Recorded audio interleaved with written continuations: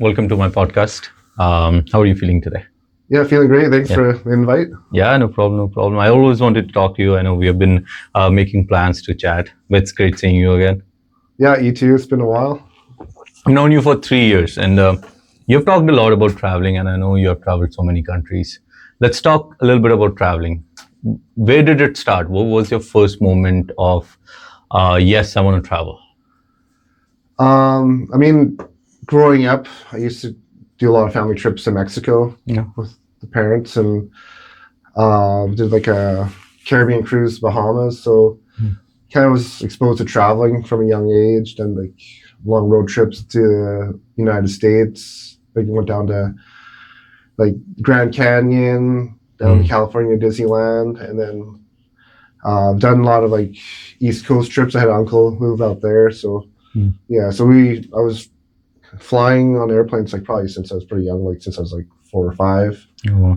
And Grand Canyons is definitely on my list, man. I'm always fascinated with how deep is it? Is it like unreally, like it's very unreal to see how deep it is? yeah, I mean, I was pretty young when I went. Probably, I think it was grade 1. So at the time, I didn't even really Oh, okay. think much of it. I'm like, oh, this is kind of cool. Like it's just like a.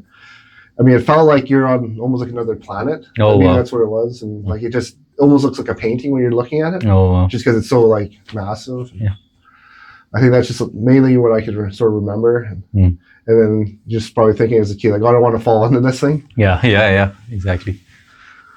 All right, let's start with just a little bit of introduction. I know we started with traveling, so I know you that you've been part of mental health work a lot. Let's talk a little bit about that. How's that going? And what got you into mental health? The beginning, I was almost looking for a summer job. Yeah. My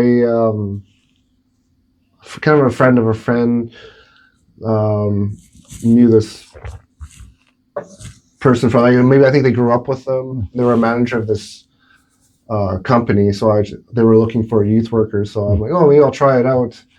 And that was I started off as like a one-to-one worker. So I think there was like live-in positions, and then I would take the youth out to give the live-in people like a break. So I would take the kid out for like 4 or 5 hours, different activities, and then that for like 8 hours. That would be end of my shift. And then eventually, when I got more experience, I would fill in for like these 24-hour shifts. So that was kind of interesting. Just like you basically live at these places for like 3 or 4 days in a row. So you just get a lot of experience in a very short period of time. You get thrown into different situations, having like call the police on the youth sometimes, like for the very first time. Like I never had to call the police. If you have to, And yeah, things go from like 0 to 100 in a very short period of time. So, and then I was bit by youth. It was like Brennan and but then a lot of times there would be a lot of fun activities. Like we'd like take the youth out to the zoo or the pool, or just kind of had like endless budget at the time. We would do a lot of meals out. So it was this is like a pretty cool job, getting like a company card and to do whatever activities youth wants at the time. So how long have you been doing this now? Well, the first time I did it was 2009. Like that's very long time. Right before the Olympics, and then I did that for like 3-4 years, and then I kind of got a bit burnt out. Went into electrical. Went to school for electrical. Did that for a few years, and then I decided to get back in the youth work. Like I thought I'd never do it again, so I just applied to a company that was like really close to where I was living, because I was like, oh, I could walk to work. And then it was like during COVID, I ended up kind of like working like nonstop. It just kind of helped make the pandemic a little bit easier to manage. Like kept my mind busy, and like at least you're like socializing with other people, and then. So burnt out rate is pretty high in this, and this work comes with a lot of stress. Do you think traveling is one of the ways you cope up with stress, or do you think this is something that's your hobby and you want to do all your life? Yeah, 100%. Like traveling definitely helps, like with the mental stress of the job. It's like a bit of a reset Yeah. to your mind. Like it feels like you're living out some of your like dreams from like maybe Oh, yeah. childhood, or like it's like you're kind of going on a bit of adventure. So it's just like all the stresses you had from work just kind of just like melt away. It's And true. so, yeah. So it's like even if you have like a 2 week break, it's like a nice getaway, and like you feel like really refreshed. Are you more of a solo traveler, or do you go with groups, or both? Yeah, I've done like mix over the years. Like a lot of times I do prefer like solo traveling because you just have a lot more freedom with your schedule. There's like no fighting, and Yeah. so you can kind of pick your itinerary. Yeah. Whereas with like friends, like it just feels like you're always fighting over something, or like everyone kind of gets on each other's nerves. Yes. So yes. like when in a I short can period of understand time, it's like that's the last thing you want. that. Yeah. I think I have done some solo travels, but that's what I prefer. It depends who I'm going with. Like, for example, if my wife wants to come, that's different. She's part of solo travel now, so everywhere I go, she comes with me. But I enjoyed my part of solo traveling, actually. I didn't mind. I think if you travel with other people, I think having at least 3 people is better. Because if it's just one other person, I think you're just stuck with that person, and you can't really. 3 is a good number. Yeah, I understand. And I 3 is a feel good like number. you always feel like you're tied to each other. Like if you want to do your own thing, it's just other person feels like you're like ditching them. Abandoning they take them, it personal. Yeah. And then like part of the traveling is you want to meet new people and like explore other cultures. I mean that's what I always enjoyed, like just the people I meet traveling. What was your first actual solo trip that you planned and you went by your own? I mean, I lived in New Zealand for a year. I went there for a friend's wedding. Okay. But you stayed there for a year? Yeah. Oh, okay. So it was like between like New Zealand, Australia, and Fiji. So part of it was, I was there with friends, but then other times I was like staying in hostels by myself and kind of just relying on myself. So that was kind of the first kind of real experience of like traveling. I think going to Mexico is like staying at resorts is not really traveling. Yeah. It's just like kind of like it's almost similar to back home. Like it's. I guess you could do the same here. It's just cheaper there, and it's like nice weather. But like you're really not like getting out of your comfort zone. You're almost like, it's almost like a luxury when you're going. Places, but I mean, affordable. Traveling comes with a lot of challenges, right? And then you do have to get out of your comfort zone to actually travel by yourself. What do you think about like going to countries which is a third world country, and then there's a lot going on there? For example, Mexico. Let's take Mexico as an example. Like there was a recent like cartel attacked the army, and now the whole Mexico is shut down. Like, are you scared, or are you a little, there's a little bit of fear, right? That what if something goes wrong and you're not in your own country? Like, does that ever happen to you? Well, yeah, like I sort of experienced that when I went to Mexico with friends. Actually, I went with a friend and 2 of my cousins. Yeah. And that was when we planned it. That was right after 9/11. So right after 9/11 in Mexico. We didn't want to cancel the trip. Yeah. And like it was such a like unknown. Like nobody knew. We were like, well, are we going to get stuck in Mexico? And all of a sudden, like they just started changing all the rules. Like before, you were allowed to bring like knives and batteries on the airplane. All of a sudden, everything changed, and like it was a little bit before security got super intense. Like you were still allowed to bring liquids on the plane, but now like you can't even bring a bottle of water. Like so it's it was kind of interesting. That was like the last trip before all the changes were made. Like like I don't know, maybe you never even got to experience that. No, not that old. And I also wasn't in Canada. I only came to Canada like 7 years ago.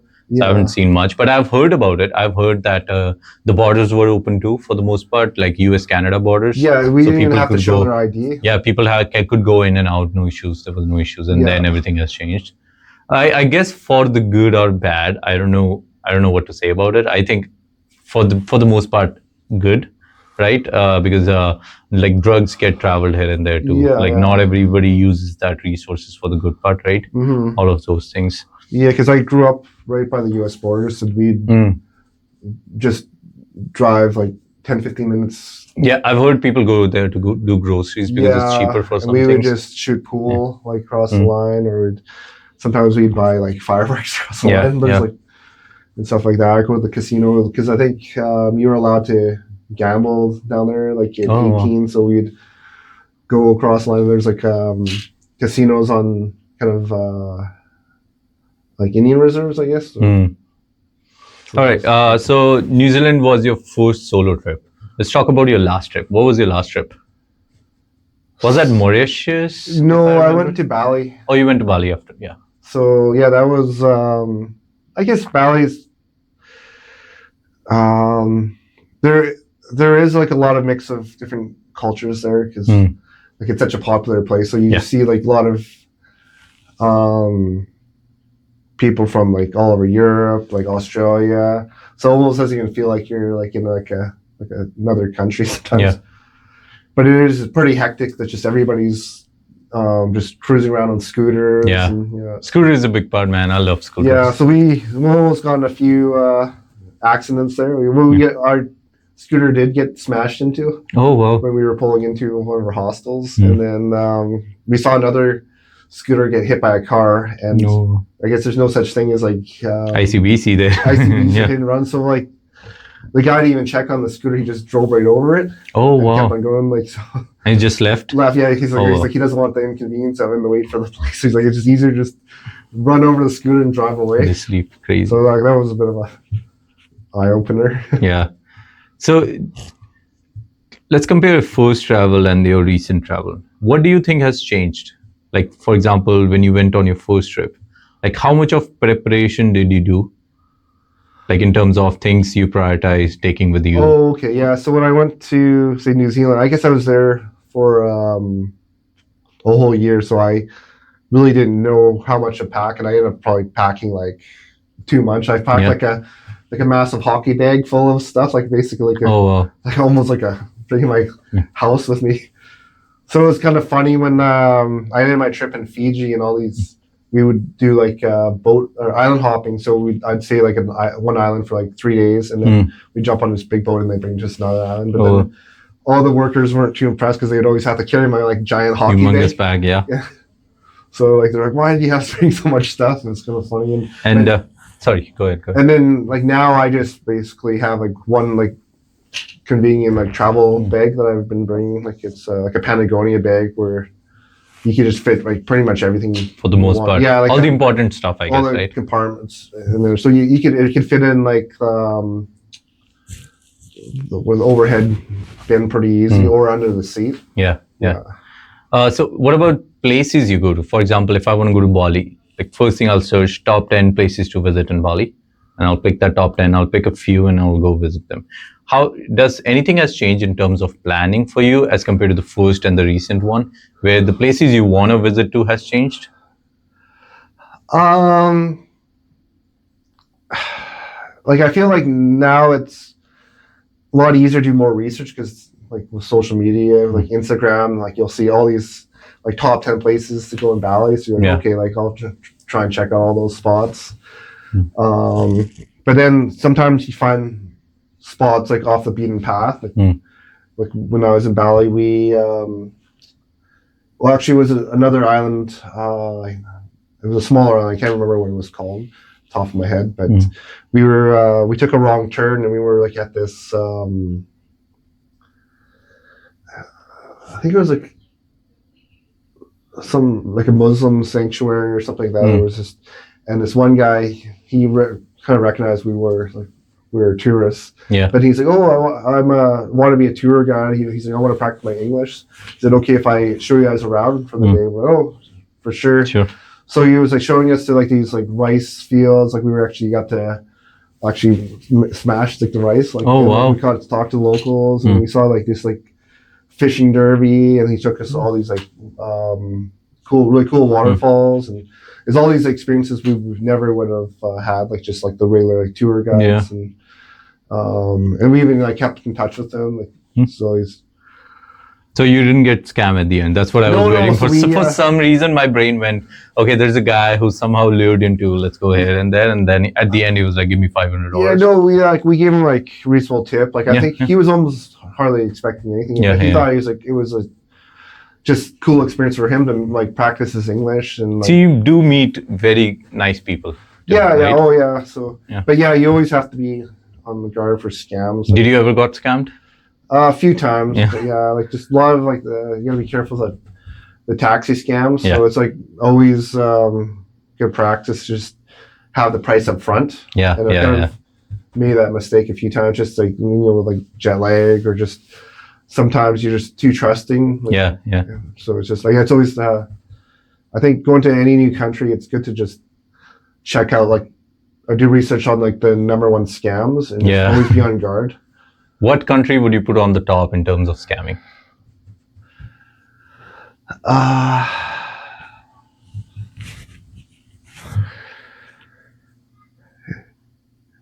mean, it's hard to say. I mean, I feel like in the Philippines, I think I got scammed the most at the airport there. Oh, at the airport? Yeah, like I was kind of running on like zero sleep. Okay. And I just wanted to go to the mall. Yeah. And then I thought it was just like, it was just assumed that would just be like the kind of like a reasonable price. Yeah. And so all of a sudden he like showed me this price sheet. It was like very outrageous. Saying he was like, oh, I'm actually like a tour taxi, and this is my like kind of a set price. And and I was like, well, these are like the most expensive prices I've ever seen in my life. Like you don't even see like those prices in like say like New York or LA or like other expensive countries. Like why would they be like the Philippines, like a third world country? Like, And I'm like, I'm only going to the mall. I'm not doing a tour. And then, but I was by myself. Like, I wasn't like, you never know if someone has a gun or anything. Like, I mean, I took only a little bit of money out of the ATM, and I just said, oh, well, this is what I have. Like, this is all I could pay. But I think he was trying to charge me like almost like $80 just to go to from the airport to the mall. Oh, wow. $80? It's probably a $20 cab here. Something like that. Or or it should have been like maybe like $10. But so it was a kind of a bad first experience with the Philippines. Yeah. I mean, I've heard Philippines has a very similar culture to the west part of India. India is very diverse, right? So there's different parts everywhere, right? And then the people there are very diverse too. So I've heard Philippines is like the west, very dense, lots of traffic. People trying to scam you here and there, which is, I mean, it's part of it was Manila. I heard like Manila has a bit of a bad reputation. So can't really lump all the Philippines and I guess together. But I heard there's like a lot of like really beautiful spots. And so what was your craziest experience in terms of you went like, oh shit, this could have gone really wrong, but now I'm out? Maybe like in Fiji, like I met this guy in town in Nandi, and he worked at one of the shops, but he's like, oh, you should come over like for dinner. Like my wife will cook for you. It's like we should just go to the market. We'll pick all the ingredients and stuff. So I'm like, okay, this is sounds kind of cool. Like he seemed like really nice guy. And then we get to it's like a little village. It's like there's like a few other tourists, and there's like just like tents everywhere. Like it's like in the middle of like a garden almost where he's living. And then there's like tree houses. But I'm like, how am I gonna get home? And then after he's just like, oh, can you like buy me like beer, and then I'll help you get home. So he wanted me to buy like all these cases of beer, and and then so I kept on telling him, I don't really have much money. This is like the end of my trip, and like I thought you just wanted to cook me a meal, like I thought it was just very genuine, and then. And then at the end, he's just like, "Oh, can you just give me a little more money?" I'm like, "No, like I don't." And then he's like, "Okay, well, I'll just help you hitchhike home." Oh. So like he just kind of waved out some like random like van, and then there's like I don't know how many people in there, but I'm like, oh, I guess I'll just jump in. Like I don't know how else I'm gonna home. It's just like this dark, dusty road. Like it's like I think his house is pretty far out of town, and I was just really worried I was gonna get mugged or like I don't know what was gonna happen. But somehow I made it back into town, and then I was like, that can be really scary. Really, realize scary. Like I should have never done this. Like I should be so trusting. Sometimes it also makes you, second guess your emotional intelligence, where you're like, okay, I trust this person. This person seems nice. Yeah. But out of nowhere, they just changes. Yeah. Right, and then you're like, fuck, this could have ended really wrong. Just like, oh yeah, I'll show you some good places to eat in town. I'll have like lunch with you. And I bought a few things from his shop, and then it kind of escalated pretty quickly. So, that's tough. So I was that was a bit of a stressful situation. What about cultural differences? For example, in Canada, not everybody talks to everyone. Neighbors don't know neighbors. Like, for example, I live in an apartment. I have no idea who lives on my floor. I have no idea. I may know few people from my apartment, and that's all. And then you go to countries like Philippines, or you go to countries like India or Fiji, where everybody knows everybody. What about how do you feel about that when you go there? I mean, I feel like every country, like any big city, you got to really worry about. Yeah. Like there's always, I think they always think everybody in like North America, they're like millionaires, so they try and get as much money as they can from them. So, like I've actually made a point of not even buying like souvenirs. Oh yeah, because it's like it's like you don't need this stuff, and it just like feels like just the locals are trying to get money out of you, and I'd rather just help like the local kind of like restaurants, and, like that's like the way I'm spending my money. So like trying new foods, but like I just don't want to just fill my bags with just like junk that I probably just you're probably gonna never use. Just collects dust. So those are very materialistic things, right? When you go travel, you're traveling so you can have the experience of traveling. It's not about what you're taking back home with you, right? Yeah. Do you think it has changed the way you look at things in terms of, for example, I'm big on motorcycles, so I love motorcycles.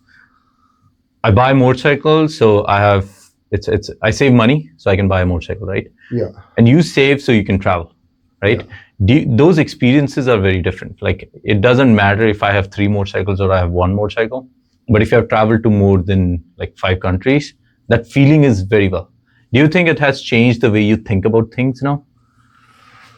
Yeah, like I feel like I try to appreciate what I have, because you go to these other countries and you see a lot of how hard some of them work. Like they just come from like a very low point, like struggling, and then they're just like working so hard just so they can like go to university, and you feel like people in like North America, things just come like almost too easy. I mean, just like the way our society's set up, it just kind of makes it easier for people to get ahead. Yeah. And then people still like kind of make excuses. So it's like, so it feels like when I'm back here, I'm like, oh, I shouldn't have any excuses. Like you see how hard these other people are working, they're making things happen. So they also work for very less money. Yeah, exactly. And they kind of just appreciate the simple things in life. So I try to kind of adopt the same attitude a bit. Yeah. So I'll give you an example about India. So in India, you could hire somebody for $150 a month, and that somebody will work 6 days a week, probably 10 hours a day, no complaints. Yeah. And in that $150, he will somehow send his kid to school, pay rent, eat food, and save a little bit for $150. And they work their ass off. So they will work a lot. Like you can make them do whatever you want. You're like, go pick my kid from school, go do groceries for the house, and blah blah blah. You can make them do whatever, and somehow they survive. And they're always very appreciative of the work. So it never feels like. And then you come here, and then here you'll see people making way more wage, and there's opportunities to work, but they would not work because they think it's beneath them. Oh, So you see those two perspectives where you see one side of the world where they will still be seen satisfied with less money, and you'll see all the resources we have here. Especially in Canada, you have free healthcare, your education is almost free. Yes, maybe school, like if you go to university, it's expensive, but then you can get loans for that, and then you can down the line make more money and then pay it off. Like there's a system for it. But when you go to third world countries, people are more appreciative of whatever they get. Oh yeah, for sure, because you yeah. get so much here, people are not as appreciative, right? Yeah, you see so many people waste things, like waste food, Yeah, or just. I mean, like waste opportunities. Everybody's like, oh, like I just don't feel ready to do this, and like, but like, it's like when you go to these third world countries, like people don't have that luxury. Like, say I'll give you an example, like Peru. Like, I did a 3-day like trek up in the Andes, and all the porters there, they're like just hiking for 3 days in the elements. That's like their job, and like it's like one of the hardest things I've ever had to do. And they do it for living. Yeah, living, and then like, and they're just basically trying to like provide for their family, and they have to do it like a small, but like they're just like hiking up this mountain with all these gear and like with like donkeys and like, basically, they're like kind of like servants to like people from around the world, just trying to help them get up this mountain. But you kind of really have to respect them. Like just like that's like not easy. Like just climb it like pretty high elevation, go through these mountain passes. And, and they do it like every week. That's like their job. And so like I really appreciate them. Like I gave them a pretty good tip at the end. I mean, do you think it has made you rethink about money in terms of how you look at money? I'll give you an example. So there's a story about a fisherman, right? It's a little long story, but bear with me. So story is there's a fisherman, he's fishing, and then he's very happy, right? So an industrialist comes by and he's like, okay, why don't you fish for a little longer and then eat the fish you catch and then sell the rest, and slowly you'll be able to afford a boat. And the fisherman asks, and then what? And then he's like, once you have a boat, you can hire somebody and fish more, and you can catch more fishes, and eventually hire a manager and let them run the boat. Once you have 3 or 4 boats, you can actually make it into a company, and then eventually sell the company and be free. And the guy asks, and then what? And then you could just chill and live your life and do nothing, and then just catch fish all day if you want to. It's like, I'm doing that right now. Why would I go through all that struggle to have the happiness I already have right now? That makes you think about, do we really need all that money to be happy? No, yeah, I feel like just if things come too easy, like you never really appreciate it. Yeah. Like I feel like it's just kind of part of the journey. Like you kind of enjoy it more. Like even like doing youth work, like it's not always easy, but like I feel like when you say like you bought your motorcycle or like I go on a trip, it just you feel like like you just appreciate those experiences so much more. Like you kind of like I don't know what the word is, but you just feel like it's just like a nice reward for all your hard work. And for youth work, I mean, working with any youth, there's always that empathy, right? You feel bad for them, because I grew up in a family. I had stable parents. I had a younger brother, but still food was always there. I had all the opportunities in the world. And then you look at all these kids, they don't have what we like. For example, they don't have stable parenting. So they never had anybody to look up to in terms of they don't have a father or they don't have a mother, right? Yeah.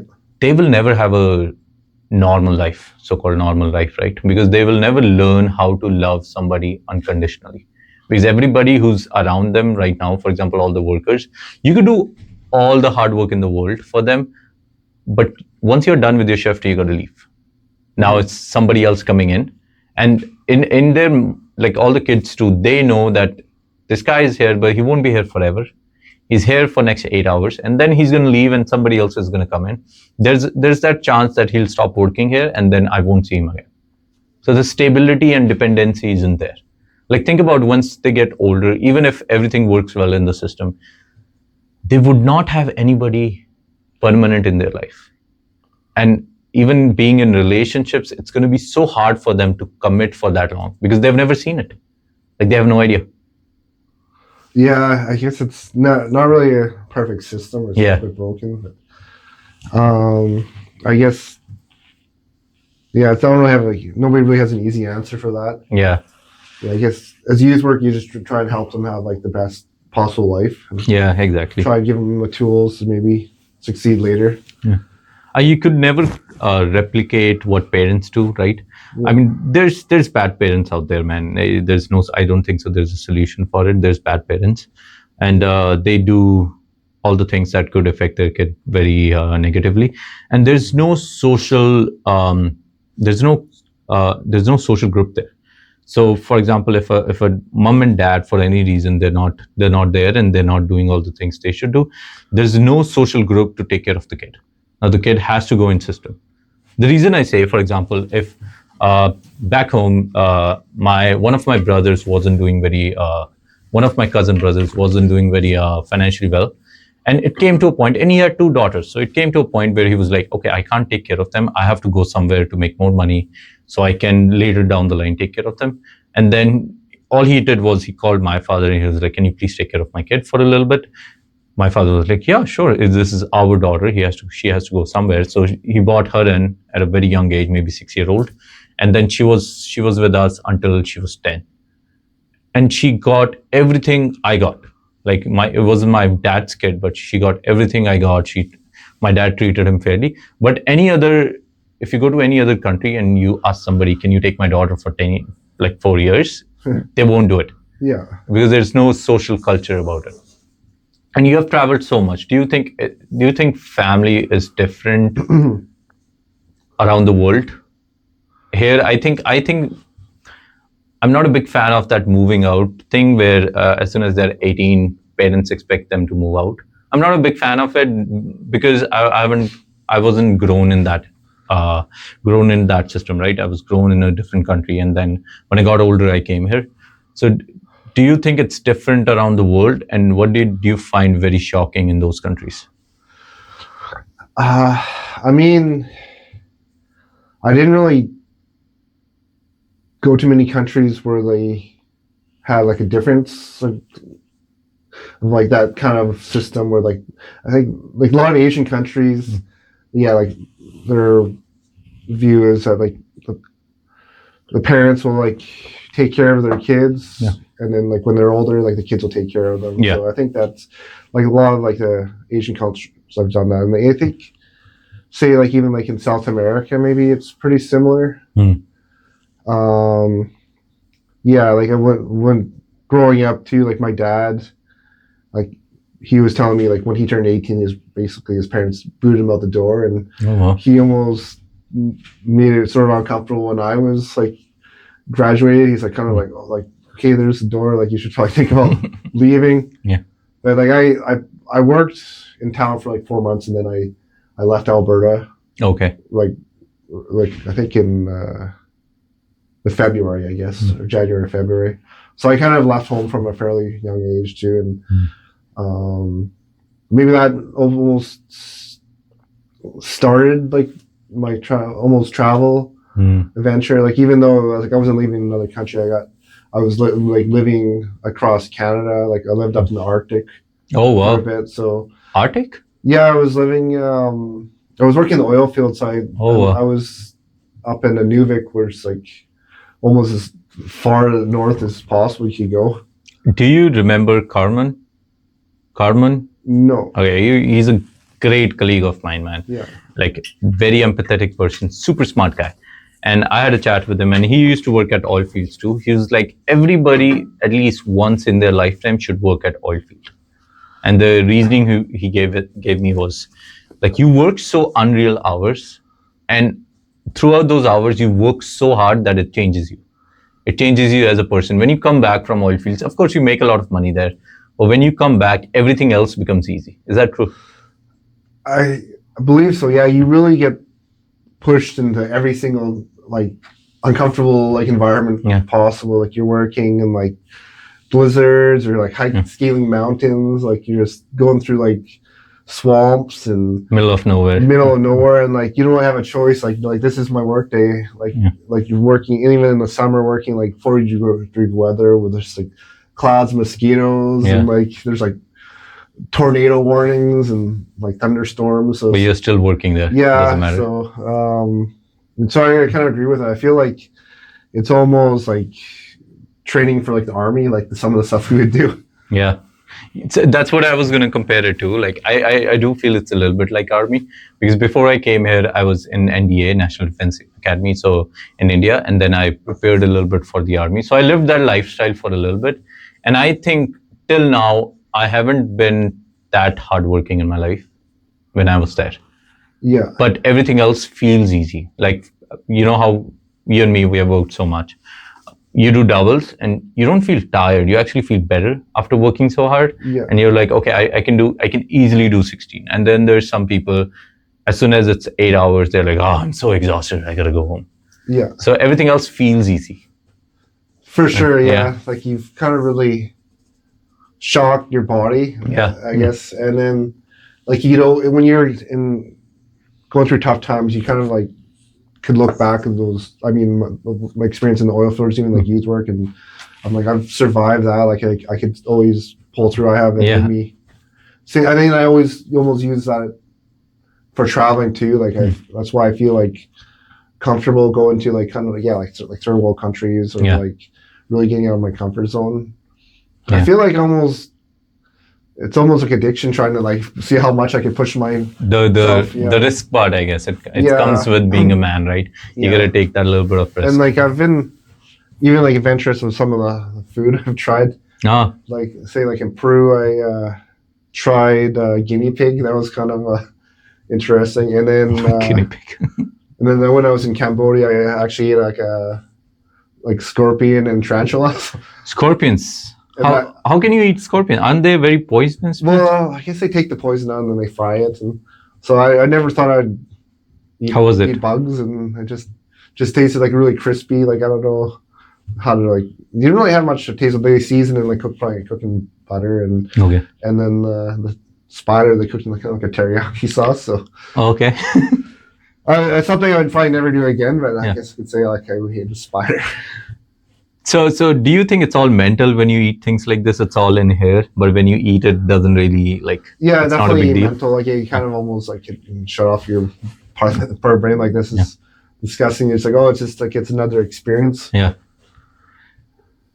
Do you think it also builds tolerance in terms of throwing up? When you can eat things like this, you don't throw up anymore.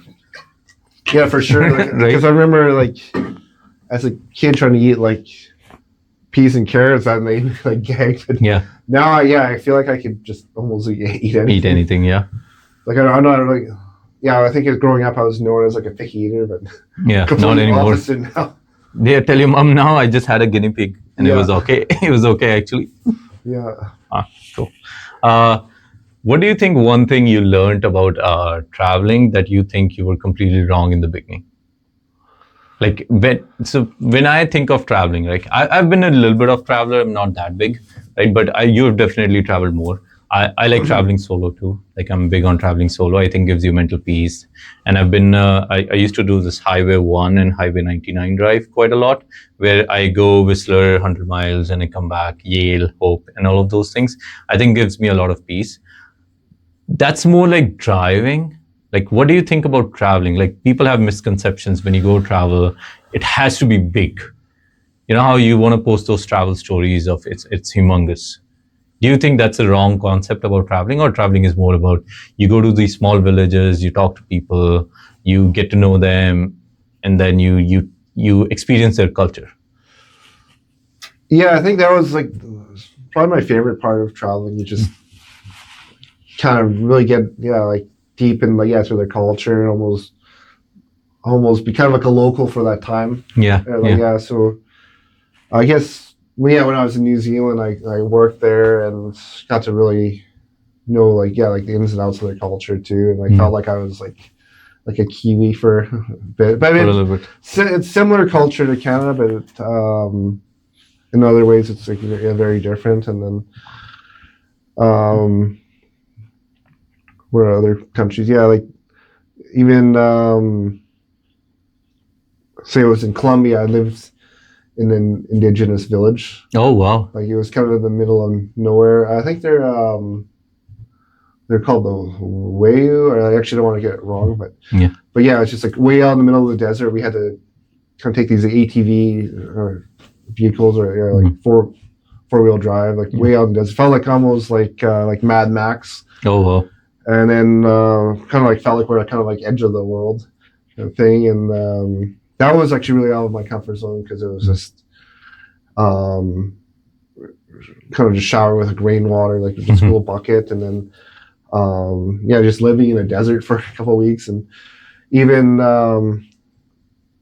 like there's anything can come into your place you're sleeping, like When lizards, you're and like yeah. you got to be careful not to leave any food on the ground, just like cockroaches and stuff. Rattlesnakes and this and that. Yeah. But, No. Do you think it has changed a perspective in your life where how you look at life now? Like I'll give you an example. So my mom's side of family, they have all the farms. Like they do a lot of farming. They live in a village where electricity. I mean, this is 10 years ago. I haven't been there in a long time. Electricity would come in like 1 hour a day, 1 hour a day, where the bulb goes up. If you want to charge your phones, you connect that to the bulb, and then you charge your phone. oh, Cell phones is not a normal thing there, and but there's a way you tell time is there's a train that passes by every day 6 in the evening. So when the train passes, everybody's like, okay, 6 o'clock, let's go to sleep. And it's so quiet there. It's so quiet. Everybody has a big area where people can come and sit and eat. And in the morning, everybody gets up. They have this. It's like a bamboo stick situation where that's how they brush their teeth. So they brush their teeth and they walk around the village. Everybody talks to everybody. In the afternoon, people who are working in farms, what they do is they don't walk back home because it's too far. They walk around, and there's people who would set up food outside their house, and they can just go sit and eat, and everybody feeds everybody. It's a very nice system they have there, where everybody lives everywhere. Like it's a big family. Like the whole village is a big family. When I went there, I was young, right? I was maybe 13 or 14. I hated it there, but looking back, I'm like, okay, that was very peaceful. They have no idea what mortgages is. They have no idea cell phone bills. They have no idea, oh, I gotta achieve this in life. I have to buy a bigger car or this and that. They're just living in that moment, and they all they care about is they have to go to work, come back, they have to eat their food. The food has to be good, and they go to sleep, and they're so stress free. And nobody loses hair there because they're so stress free. right. And here in Canada, where you are so stuck in a system where living is so expensive, right? For the most part, like my one bedroom apartment is half of what I make, right? If I didn't have a wife, I could not have afforded that one bedroom. So it's so you're so stuck in the cycle that you don't live anymore. What do you think about that? Like when you travel and when you see, for example, people who are living in the middle of nowhere, you see them, you're like, okay, they have no idea what's going out in the world, yet they're so happy. Yeah, it's kind of a tough kind of question to answer yet because we really do enjoy all the convenience of like North America, but like all like the clean water and all like the like like we have electronics like Netflix at the like and all the whatever the streaming services, all the music and but yeah, like you said, like a lot of people are like so unhappy, like depression's been like increasing. But yeah, like say like like Fiji for example, where all the in the smaller islands like they run like generators and like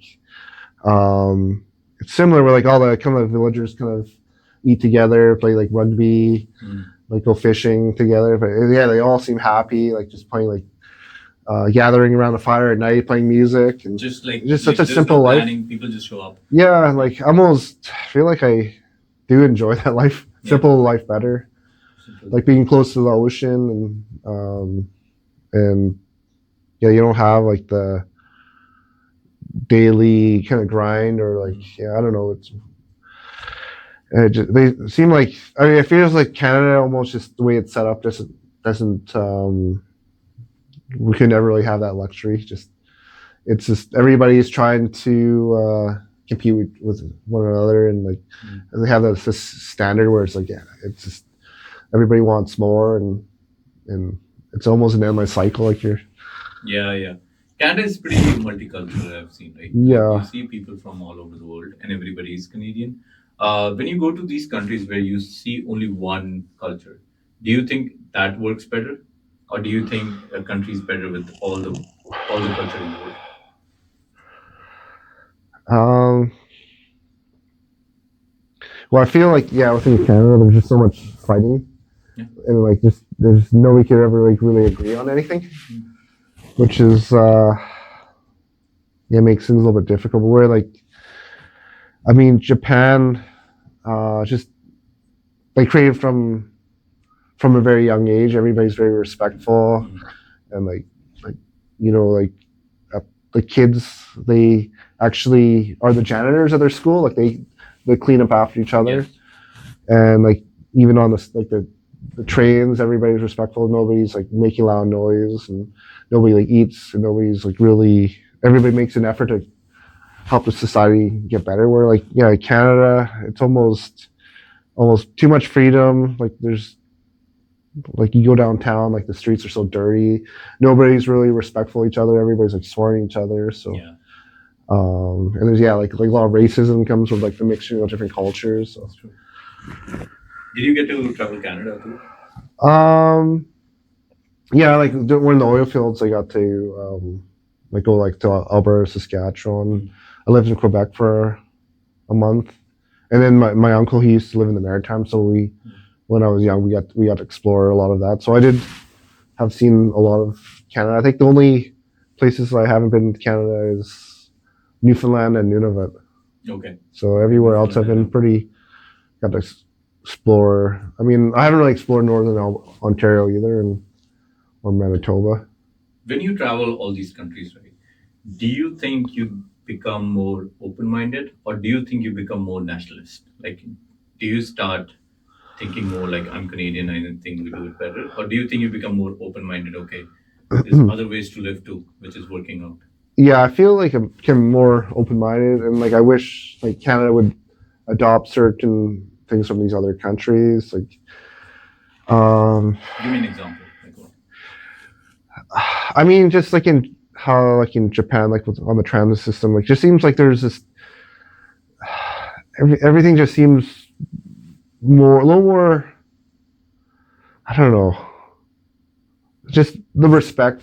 Like, Mm. I mean, I don't know what it hard like in when you go downtown, there's just like a lot of people kind of almost like ruin it for everyone else. Just Mm. like I don't know, peeing on the street and stuff like say like that, Yeah, yeah. or like the vandalism. Like it's kind of gross when you like go downtown. You just see all the graffiti um, and then certain cultures where they could have like big like festivals or beach parties and like there you don't see like violence. Like people could Mm. kind of make it work. Where like it seems like Vancouver is just you can't really have those type of festivals. It always seems like there's always like Something something going on. Yeah, going that's so on true. and where they're gonna have to like add more restrictions to it. Like um, I, I also believe like when there's a lot of cultures, like especially for young people, when we, for example, when I come in, I don't bring everything from my culture, and I also don't follow it. Like, for example, I've been here when I was back home. I had a whole ecosystem where you have to follow culture, and everybody lives kind of in the same way, and somehow the society makes a way of living. Whereas you come to Canada and then you have a complete different culture. Your neighbor has a complete different culture. So instead of bringing it together, we don't bring it at all. I think that's what happens a lot of yeah, times, and especially like respecting elders is like it's a big one. For example, if my uncle comes in and he walks in, like I can't sit, I get up, and I'm like, okay, you sit, you sit. So yeah, I think that's what I think it's missing here. yeah, for sure. I don't know where Canada went wrong. Like maybe like, but yeah, you just see so much like disrespect of the elders, Exactly, exactly. and there's no really fear. Like kids don't fear their elders anymore. They almost like want to challenge. You know, when you're growing up, something I learned recently, like if I look back, growing up, you need that fear. It's not just fear, right? I don't think so. You understand respect as much. Growing up, when you're a teenager, you don't understand what respect means. You kind of you kind of have respect and fear embedded with each other, where Yeah. you think it's one thing. So I think the fear is pretty important.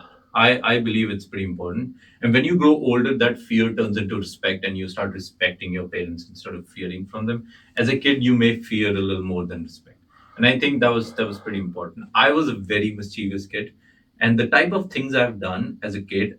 If I look back and I'm like, if I was in Canada, like things I used to do as a kid, even if after all the strictness, like I would be on the streets probably. Like I'll end up doing something wrong, and then that'll be my life. Yeah. But I think my parents were so strict in certain things, and then that has really sculptured me in a good way, where I wasn't doing. For example, I didn't smoke growing up. I didn't drink growing up. I didn't smoke any weed growing up. Now I just don't want to because I've never done it growing up, and now I see why it's important. Whereas you see kids here, like I do outreach too, and I meet so many kids, man. I Hmm. meet so many kids, and then this is part of your job. You give them harm reduction supplies if they need one, any right, Yeah. and you give them food if they need any, and they all are so far off. Like that's not what a kid should be. It's a little bit about Asian culture. I know a little bit about Indian culture. When I was 16 or 15, my only job was to study, and my parents would make me study. Like you have to study 6 hours a day. You have to study. You have to like there was no option. Looking back, I realized how important it was for me to not be distracted. Hmm. But kids here, because there's no strictness, and then you can do whatever you want. Of course, they're gonna go out and they're gonna mess up. Yeah. They're gonna do the things they are not supposed to do for sure, right? Yeah. I feel like structure and discipline's important for like a healthy society. Like, Yeah, it is right. uh, Especially in younger age. yeah. Especially in younger age. When you go get older, do whatever you want to do. But especially at younger age, I think that respect and that boundaries with things is very important. Even as a society, where I was growing up, if they see me somewhere where I shouldn't be, like they will call me out and they'll call my parents. Like a random guy would go to my house and tell my parents what I was doing. So the society won't let you mess up too much. Yeah. Like you have to be very sneaky about Hmm. it. But yeah, even yeah. So I bring up Japan again. It's I think they're almost too disciplined too, where they become unhappy Yeah, yeah. because like they a lot of Or they them become like robots. robots like where they're don't have that freedom. So like they have to work long hours. Just like they don't even really have that overtime culture where we have in Canada. Yeah. And then sometimes actually leads to like a lot of depression and um, rates of suicide. Yeah. So it's like yeah, it's just feels like it's hard to say if yeah, Canada's doing things wrong because we do have that a lot of freedom of expression, or like I say like America, and where like so yeah, it's tough to find that fine balance. You have traveled so many countries. Tell me, is there a country that has actually found a good balance between work and life?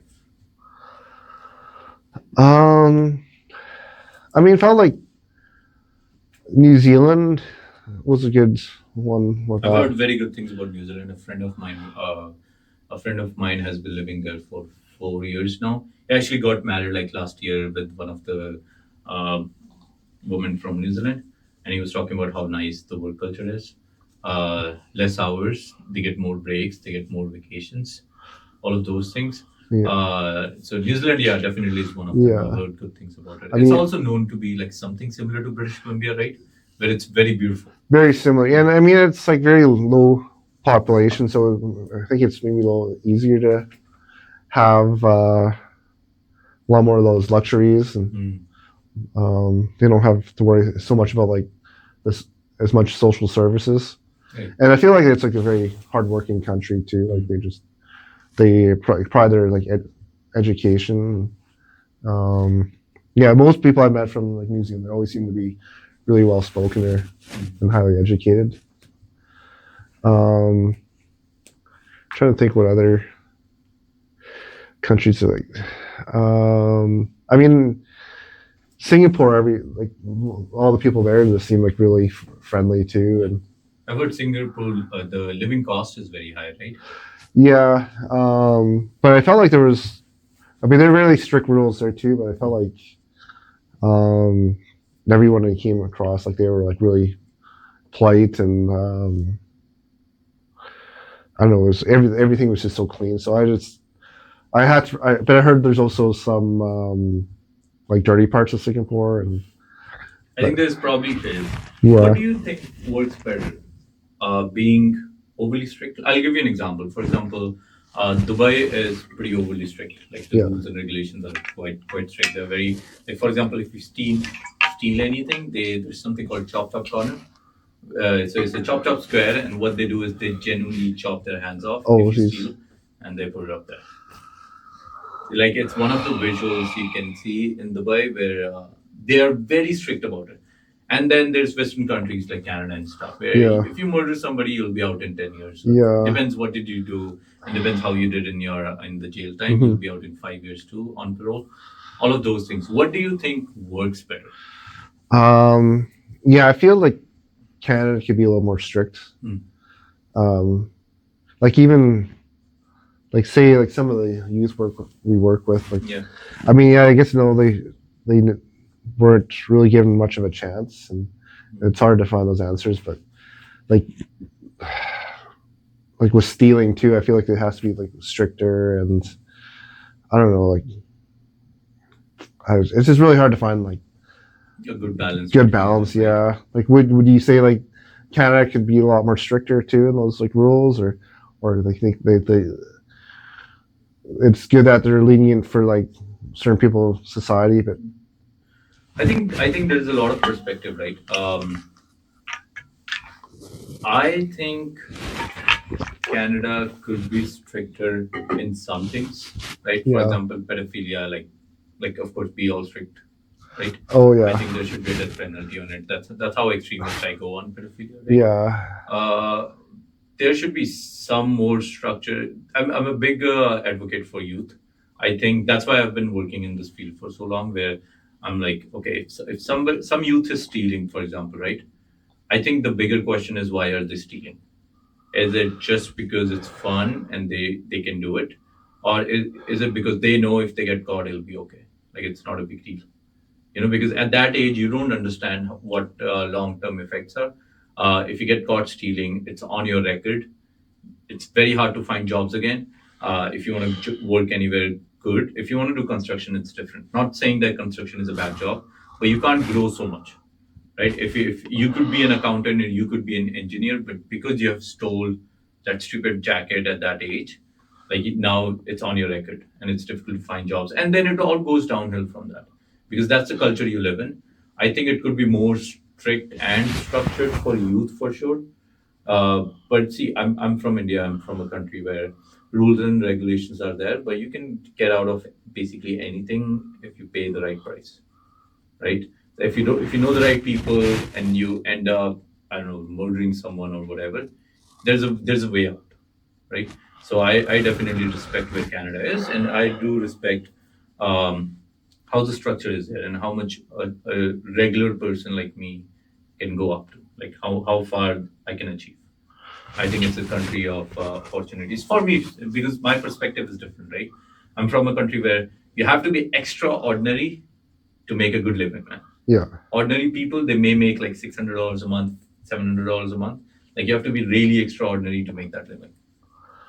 That's true. Like even like say with youth work, Yeah, with all the overtime we put yeah. in, like we have like the potential to make like yeah like You can make a hundred over thousand every 100,000. year. Yeah, and We have talked about this last few years. Last year, like last year. I mean, I was single and I worked basically two full-time jobs throughout the year. yeah, And then you could make like 130 a year, 140 a year if you're strict, and then you can make it work. But see, if I was back home, even if I do two shifts, first of all, that was impossible because the work culture there is very different. Even if I do, I can't make that money right. from a job where sometimes I go sit and do nothing, and sometimes there's that work, right? Yeah, and like yeah, like say Japan, like they're expected to work long hours, They're just expected. and like they just don't have a choice. Yeah. Where we could choose that, and then we get kind of rewarded. Um, it's so I feel like sometimes I have like a negative view of Canada, but I also now I also appreciate it a lot more when I go to other countries. 100%. I agree with you there because when I moved here, it started with a lot of positivity where I came here and then I see, oh, the roads are so clean, there's so much system, cars are nice. Yeah, Like all of those systems I really liked, which I was missing back home. And then once you get used to of the system and you think this is something that's going to be there forever, you stop appreciating it and you start looking at the negative sides. Then I started looking at all the negative sides, and I'm like, okay, this is not good in Canada, this is not good here, and this is not yeah, good there. And then you go back home and you're like, okay, Canada wasn't that bad, for honestly. sure. And then you come back and you start appreciating it more. Yeah, actually, the funny thing is that I really appreciate about Canada is the quality of water we have. Yes. And you don't realize like how good we have it with water when you go to other. I was in New Delhi for 8 months maybe, and I got sick probably 6 times there. Where I was so sick that I had to leave New Delhi, come back to my home city, Ludhiana. Like I didn't get sick throughout my life. Like no fever, no anything. I got fever. I got my liver was swelled when I was living there. I had a kidney infection. Within that, maybe 4 months, right? 4 months, I had kidney infection. I got severely sick that like my dad had to come and drive me back because I couldn't take the train back. Like I got so sick. And Ludhiana has fairly clean water. And Canada has one of the best waters in the world. Like we have all the clean water and we don't appreciate as much. Same goes with the air, man. Living in New Delhi was like smoking like 5 cigarettes a day, 4 cigarettes a day. Not just living there. Now I'm an adult and I'm fine. Think about a 2 year old. He's also living there. So a 2 year old smoking 4 cigarettes a day. Like that's not a good thing, right? And asthma is so popular there. And then when you look at Canada, where AQI is 30 or whatever, 40 sometimes, Right. like it's so clean, and we don't appreciate it enough, right? And even like I actually lived in California for like a month. Yeah. Just I was kind of in between jobs, but I did a road trip with a friend, and I didn't realize how bad the water is in California. Like there were like such a shortage. Oh, Like we go to the mall and everyone's trying to sell you the water coolers, and we stayed at the friend's house in San Diego, and they like. You think San Diego's like a really nice city, but like they can't even really drink their tap water. So like the one guy, like he opened his cupboard and it was just like nothing but like bottles of water. yeah. So it's like you don't even have dishes. So like, so yeah, like I know like going traveling when you're like stressing to have like something to drink, like you don't want to drink the tap water. It's like it's an actual added stress. That luxury is something you can't buy. Yeah. Right? You have to be in the country and you have to be in that zone where you can get that luxury. I'll give you an example. You, we think 100,000 in Canada is a fair income and it's very achievable. Mhm. I have a brother. He's a senior manager. I think he's one of the VPs now, but he was senior manager for Bank of America in India. So he was making 100,000 probably. In Indian rupees, that's a lot of money, right? He had 3 servants in his house. He had Oh, a wow. cleaner, he had a lady who comes in and cooks, and he had a lady like for regular things like go buy me groceries, go do this, go do the dishes, like all the daily stuff, right? In India, average life is 60 years, 65 years at max. Like in the city he was living in, right? Even with all the money, he's going to miss out on probably 25 years of life if he would do the exact same thing in Canada. Where if he's making 100,000 in Canada, he may not have all these servants, but he's going to add like 25 years to his life. For sure, yeah. No money in the world can give him those 25 years. Doesn't matter how much you're making, right? Same goes for his kid too. He has a daughter. That daughter is going to live in a city where she's going to smoke 4 cigarettes a day, right? Even if she's not smoking, then all the traffic in the world, and then there's of course crime rate is pretty high. I'm not saying India is a bad country, but I'm saying Canada has so much to offer with which you can't just buy from money. Yeah. Right? It's just there. Especially Vancouver, like Especially yeah. like people sometimes complain about the traffic here at transit. Like Yeah. if you travel anywhere You else in think the this is world, traffic? yeah, this is actually not too bad. Like, I mean, it is getting worse, but like, It's worse, but it's still a luxury for a lot of people. Like for example, in India, traffic you see cars traffic, and then there's motorcycles here and there. yeah, Then there's a buffalo sitting on the right side, and there's people walking past. It's just, there's so much chaos going on. for sure. It's still structured traffic where you know it's going to be traffic this time of the day or whatever, right? Yeah, like you just gotta expect like it's gonna be bad during rush hour times. Yeah. So you've been part of mental health for a pretty long time too. Mental health work. You look at homelessness here in Canada. Have you traveled anywhere where you have seen homelessness, but the way country system is, it has kind of resolved it, or you see almost no homelessness there? Yeah, like Iceland. Like I didn't see any like homeless Yeah. people there. I mean, because it's cold, but it is a smaller population. Yeah. But and like even Japan, like the people who are homeless, like basically they're just like collecting bottles Yeah. and selling it for money, and like you don't see people like doing drugs on the street. So Do they have any benefits that comes from Japan if they are homeless? I think there is some social services there. Like I didn't really look into it as much, but like you don't really see it. It's not as noticeable as like like Vancouver Like you or go to United East States. Hastings and there's a whole street dedicated to Yeah. homeless, right? Like New West is pretty bad too. Maple Ridge is pretty bad Mhm. too. Surrey Valley is pretty bad. Yeah. Like I'll give you an example. So in India, if you're homelessness, if you're homeless, so you live in a tent basically, right? There's areas where there's a lot of tents. Same as here. Difference is the government doesn't give you anything. yeah. So you have no money first.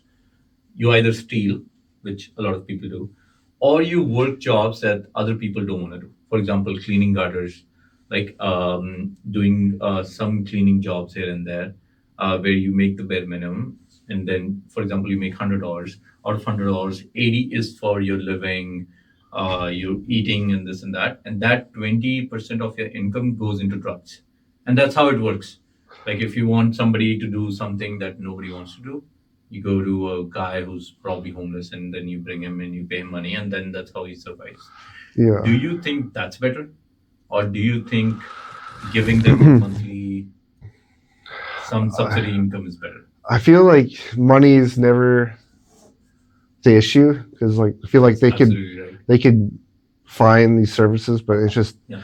it's just like the mental health and drug problem. Like they're never gonna be able to. Well, definitely the drugs don't help. Yeah. But I feel like they need to be put in like a little more support, like mental health Yeah. hospitals and So I'm going to take this conversation from traveling to a little bit of homelessness because you gave a spot on answer. Do you know who's Gaber Mete is? no. He's a great researcher. He has done a lot of work in East Hastings, and I was watching his podcast on Joe Rogan's podcast. That's a very good podcast. That's where I got my inspiration too. So he was talking about homelessness in Vancouver, and he was like, "It's you can give them all the money in the world. You can also give them housing. You can give them everything. They would still end up on the street, and the reason is you're not solving the problem. The problem is the mental health." The only solution of a guy on the street is you have to fix what problems he has in his mental health.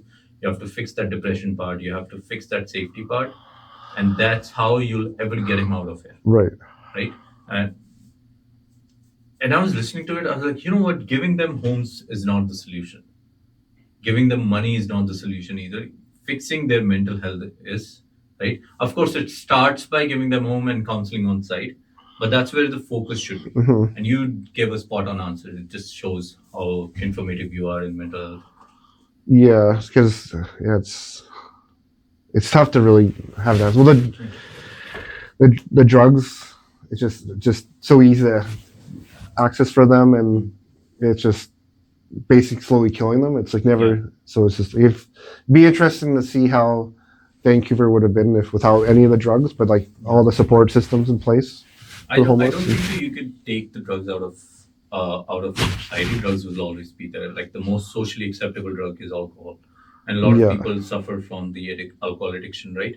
But you could definitely put limits on it, and you can definitely,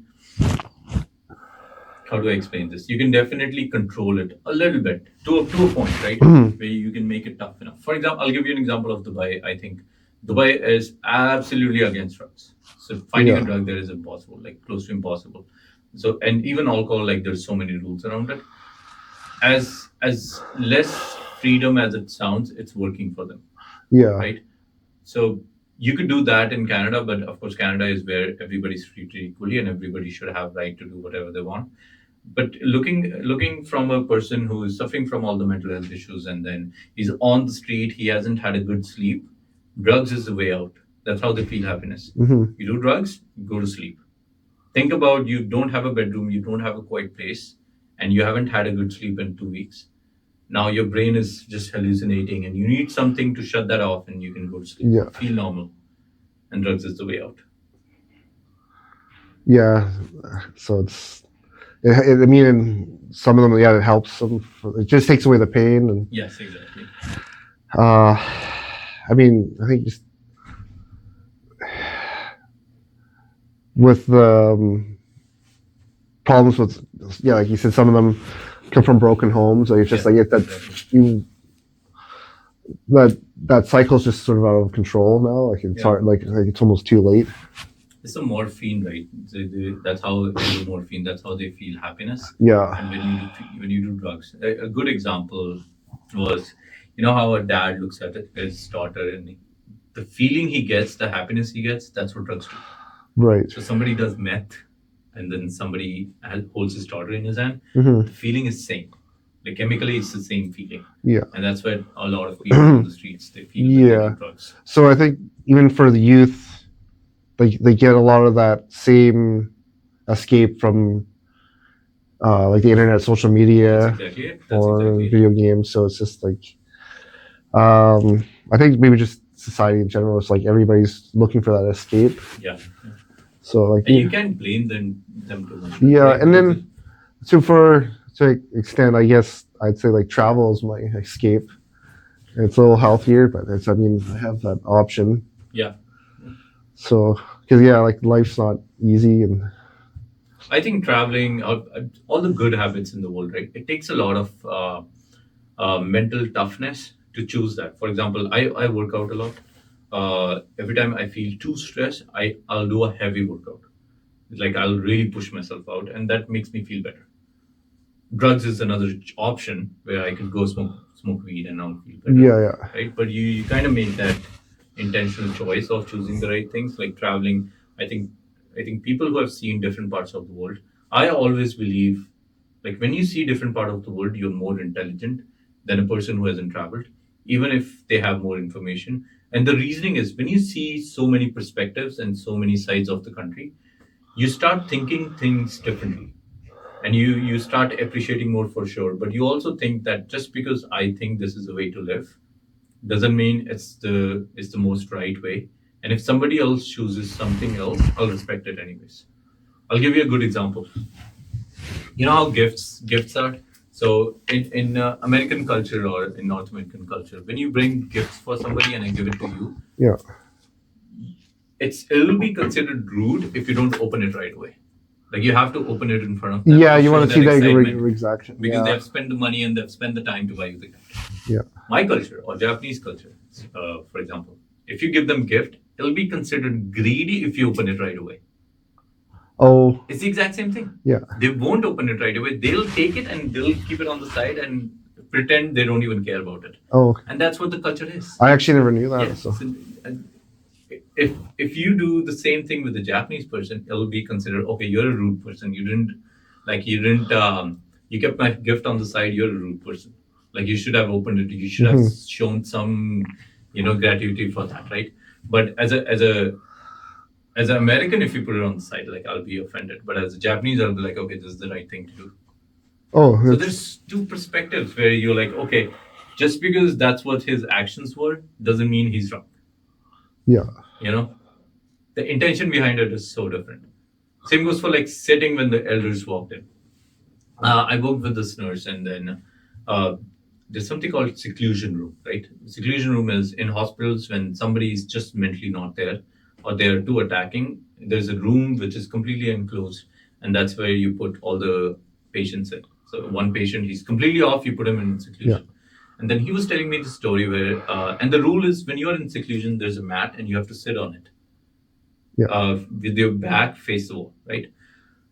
He would get that person to sit, but he wouldn't sit every time he gets up. They put him down and then they give him injections. So he's now all sedated and he can't do anything about it. Like after a week, he found out that guy is from Japan, and that's what their culture is. Some elder walks in, which was the mental health workers. okay. They can't sit. Now, mentally, he was just standing up and respecting them, but as a mental health worker, you don't know. But they thought he was challenging their authority. Yeah, yes, that's interesting. Exactly. No, I actually did security too at a mental health and addiction facility, so we had to like escort the patients into the seclusion room. So that's all right. Let's take this conversation back to traveling a little bit more. For somebody who has never traveled internationally, like traveling in your own country is still a little different because you're still in that bubble of how things are. What would you suggest them? And what would be the first country you would suggest to start from? Let's take Canada as an example. I mean, most countries I would suggest like just somewhere similar. Like, I mean, like United States is very similar. There's so much in the United States. Yeah, and like even like I guess up until like the cartel stuff, Mexico was pretty tame. Like you could just have a nice beach vacation and sort of you get a nice taste of traveling there, like a different culture. Yeah. And then next I'd probably say like the Caribbean. Okay, because they seemed like they were very geared towards like Western tourists, and then yeah, say any country that's like part of the Commonwealth, like England and like Australia, New Zealand, and all the big countries. Big countries, that's where you should start from, just to get used to traveling a little bit. For sure, yeah. And then like I've done a bit of travel in Europe, so I think even in London you gotta start worrying more about like pickpocketing. So yeah, London has changed, man. So we talk a lot about moving to different countries in India, right? So London was used to, like, England was the first choice if you want to ever move to abroad. Now it's like one of the last ones. Like if you have no option, go to England, but otherwise don't go to England. Yeah, because I think it has changed. And it has definitely changed. But it'll be a good historic country, especially for Indians, because you can go and look at your own artifacts. That's true. Yeah. Taken, right? Like if you want to learn more about your own country, like go to the museum. It's like every artifacts that are stolen around the world. Yeah, they're right there, and they're nice and safe. Yeah. You don't even need to go to Egypt because of London. There was a pretty cool joke. Do you know why Taj Mahal was in India? Why is that? Because the Britishers couldn't take it there. Right. It's too big to transport. Yeah. So.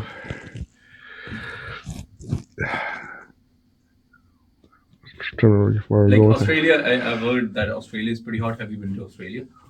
Pretty hot? Yeah, like it's a very hot country, right? Oh, for sure. Yeah, I was because I was living in New Zealand, and their temperature is pretty similar to Canada. Like it's pretty comfortable.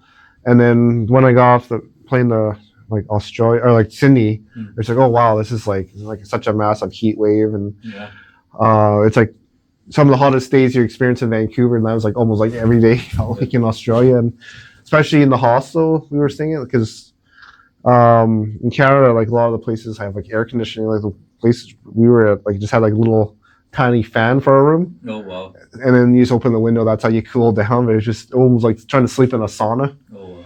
So that was a bit of an eye opener there, and it took a bit to get used to. Yeah, it's just like you're just hot and humid, and then just the fan just blowing hot air around all night.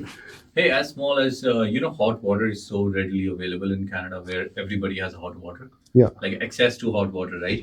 In India, I would say 80% of the homes don't have hot water. There's a system, like there's a small container which heats up the water and you could have it, but that costs money. So 80% of them don't. So what they do is they take a big pot, water, you take it on the gas stove, you turn it on, make it hot, and then you take it to the bathroom wherever you're showering and you put some amount of cold water and some amount of hot Yeah. water to reach that perfect temperature and then take a shower. Oh Like, wow. think about that. Takes an extra 30 minutes. Right? Yeah.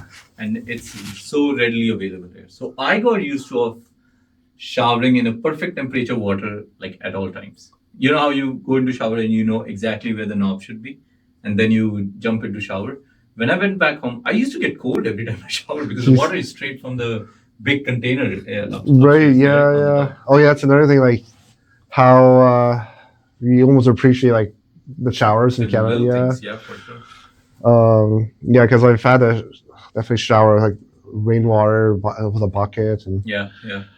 um or like just like it's like some places you stay it's just like it's like a very very slow drip Yeah, yeah, yeah, yeah. and But then the shower head is like so small. It's like one yeah just wave of water. yeah you learn to just like kind of get yourself wet and then you Yeah. slope yourself down and you just And then do again. yeah. So, All right. What's your next big plan now?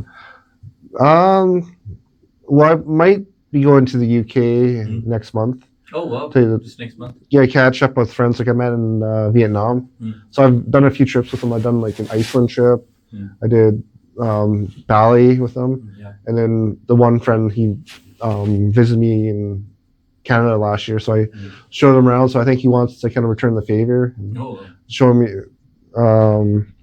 We're gonna maybe explore a lot of different parts of England, like that people don't normally see, like as like a tourist, like because usually if people go to England, they just see like London or some other bigger cities. But he's going to show me some of the countryside and some of the other like surrounding islands. When you go up to Wales, like, there's this one island has like puffins.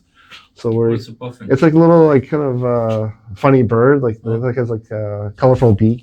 Oh. But you see them in like in Iceland. It's like pretty popular, and even in Newfoundland.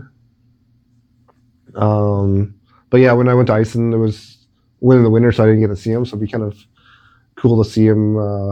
But yeah, like I actually ate one in Ate one. Okay. Iceland. Yeah, so but yeah, so I kind of felt bad because it's such a cute. The taste? Is it like chicken? It's like a very smoky, like it's taste. It kind of almost like beef jerky taste. Yeah, so yeah. Is there a place that's in your bucket list that you really want to go, but it's very hard to go there? Yeah, like I say my top three. I want to go to like Norway, Chile. I've heard good things about Norway, like how they have legalized drugs and somehow it's working there. Yeah, like it's a different system. You go in and then everything is so legal that somehow it works out, and the kids there, they don't really care much about it. Oh, okay, yeah. So a friend of mine went there, and he was explaining me how the system works, where because it's so legal, it's so readily available, right? You do it in a very younger age when you're in high school. Like you'll see a lot of drunk kids here and there, right? By the time they actually go to school, they're so over it because they've done it so much and it's so available. They're so over it, and they actually do really good in school. Right.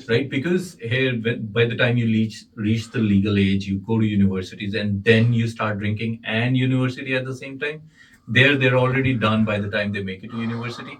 So they do really well in university. That's true. Like, it's a weird system. Yeah, like Germany, similar, England. Yeah. So.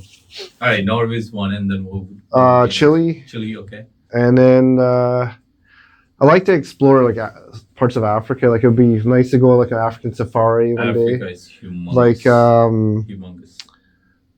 What's it called?